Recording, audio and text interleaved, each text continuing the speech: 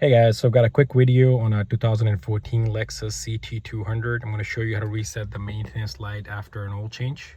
So it's a very simple procedure, no special tools are needed. All we're going to do is use this button and then the start button. If you have not a push start but the key, same thing works. Instead of just going on the ignition mode, you turn the ignition to the on position. So first thing we're going to do is press the trip button once, put it on trip A. Turn the car off, open and close the door. Then we're gonna press and hold the trip button and then turn the ignition on. Press it twice and you'll see that countdown going backwards. Keep on holding the trip button till it flashes and stops. Then you can let it go. You can go back to the odometer or wherever you prefer it. Turn it off, start it, and the message should not be there anymore.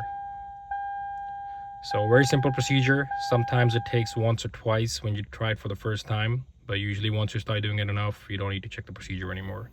So hopefully this helps. Thank you for watching this video. Please support, like, and subscribe.